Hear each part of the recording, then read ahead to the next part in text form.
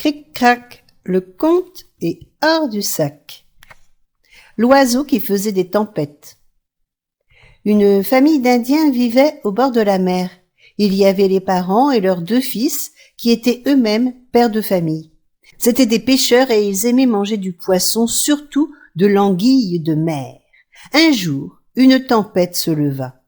Le temps était trop mauvais pour sortir. Ils ne pouvaient plus aller pêcher, mais ils n'avaient plus de poisson. La tempête durait et la famille avait de plus en plus faim.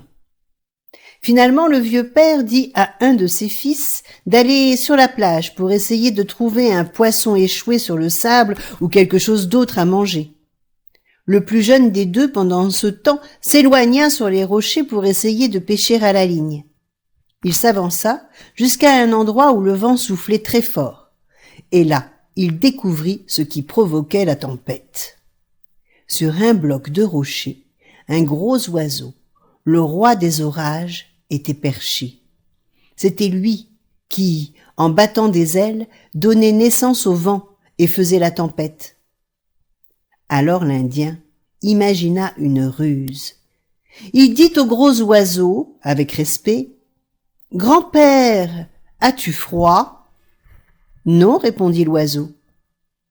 « Mais si, tu as certainement très froid. Laisse-moi te porter sur mon dos jusqu'à la plage. »« D'accord, répondit l'oiseau. Alors l'homme sauta sur le rocher où se trouvait l'oiseau. Il le prit sur son dos et le transporta de rocher en rocher, en sautant par-dessus les vasques d'eau de mer. En sautant sur le dernier bloc, il se laissa tomber, exprès. Le malheureux oiseau, qui était très vieux, dégringola et se cassa l'aile. L'homme fit semblant d'être désolé et fabriqua une attelle pour l'aile brisée. Puis il dit à l'oiseau de rester tranquille et de ne surtout pas bouger les ailes. « Et reste ici, je reviendrai te voir et je t'apporterai de la nourriture. » Et il rentra chez lui. Le vent était tombé. C'était le calme plat. Pendant plusieurs jours, les Indiens pêchèrent des poissons à profusion. Ils pêchèrent beaucoup d'anguilles. Mais d'un bien peut naître un mal. Tandis que le temps calme continuait, l'eau de mer se couvrait d'une sorte d'écume.